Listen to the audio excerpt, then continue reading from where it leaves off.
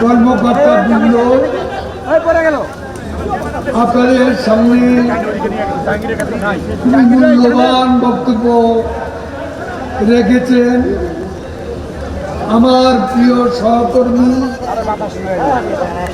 আমাদের সরকারের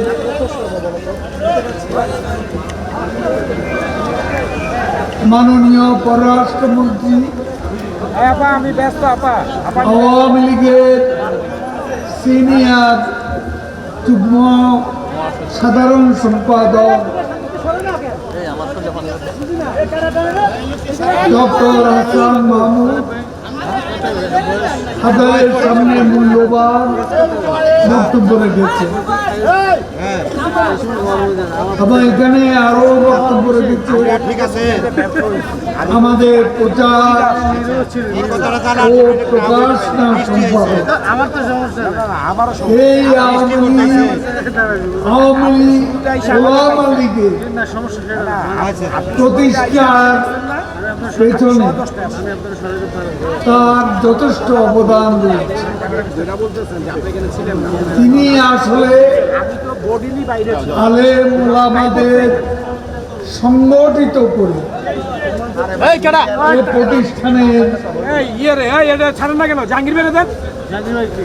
প্রতিষ্ঠানের প্রতিষ্ঠা তোমার নিজের পাইছো আর জাহাঙ্গীর ভাই আনছে এটা যথেষ্ট পরিশ্রম করেছে। আরে ওইটা এটা না, ওটা নিয়ে মূল্যবান অবদান বেশি বেচাল পাইছো না, তুমি নিজেরটা পাইছো আর কথা এই আমি কোনো কথা ডক্টর আব্দুল সুবহান গোলাপ এখানে আমাদের কথা কইবো, তুমি সিনিয়র লোক হয়ে তুমি কথা কও, আমি কোনো কথা বলবো না। আওয়ামী ওলামা লীগের এই প্রতিষ্ঠাবার্ষিকীতে আমাদের পার্টি ধর্ম সম্পাদক সিরাজুল মুস্তফা সাহেব, কক্সবাজার জেলা আওয়ামী লীগের সাবেক সভাপতি, তিনি নুরুল আমিন রুহুল, আমাদের সফল এবং অন্যান্য নেতৃবৃন্দ বক্তব্য রেখেছেন। বৃষ্টি হচ্ছে, তাতে আমি আমার বক্তব্য লম্বা করতে চাই না। বলতে পারছি না, ঠিক করার কোনো অপশন নাই। বঙ্গবন্ধু থেকে দেশরত্ন শেখ হাসিনা আমাদের পবিত্র ধর্ম ইসলামের জন্য এবং এই দেশে ইসলাম ধর্মের বিকাশে যে অবদান রেখেছেন, যেসব প্রতিষ্ঠান গড়ে তুলেছে, নেতৃবৃন্দ বলেছেন এবং বঙ্গবন্ধু থেকে শেখ হাসিনা, আমি বলবো ইসলামের জন্য যা করেছে, বাংলাদেশের অন্য কোনো শাসক এই দেশে পবিত্র ধর্ম ইসলামের জন্য কিছুই করেননি। সেই আজকে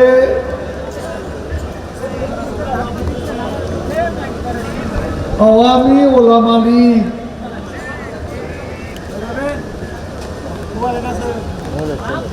এই পার্টি নব প্রতিষ্ঠিত, এই পার্টির বয়স 1 বছর। ওলামা লীগের ইতিহাস আমাদের জন্য খুবই সুখকর। অতীতে আমরা যে ওলামা লীগ দেখেছি, কারোর সাথে কারো মিল না, নেতায় নেতায় অমিল, নেতায় নেতায় বিভেদ, তারপর আমাদের দলের আদর্শ পরিপন্থী ঠিক আছে নাকি? অসাম্প্রদায়িক দল আওয়ামী লীগের এই অসাম্প্রদায়িক চেতনা বিরোধী সাম্প্রদায়িক বক্তব্য দেখলাম অনেকে দিয়েছে। এ ধরনের ইরেসপন্সিবল কমিউনাল কথা আওয়ামী লীগের ভাতৃপ্রতি সংগঠন ওলামা লীগের কেউ উচ্চারণ করবে সেটা আমরা আশা করি।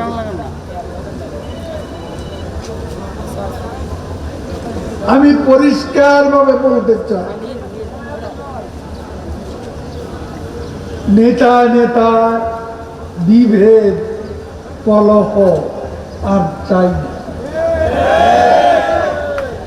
সত্যিকারের আলেম ওলামা দিয়ে ওলামা লীগ গঠন করতে হবে এবং কোন টাউট বটবার যেন এখানে প্রবেশ করতে না পারে, অনুপ্রবেশ করতে না পারে, সে ব্যাপারে আপনাদেরকে সতর্ক থাকতে হবে। অতীতে আমরা দেখেছি ওলামা লীগের নামে সারা বাংলাদেশ হঠাৎ গজিয়ে উঠা কিছু কিছু আলেম ওলামা, এরা ধর্ম ব্যবসায়ী, এরা চাঁদাবাদ। ওলামা লীগ চাঁদাবাদের স্থান নেই, এ কথা আমি বলতে চাই। ধর্মের নামে ধর্ম ব্যবসা চলবে না।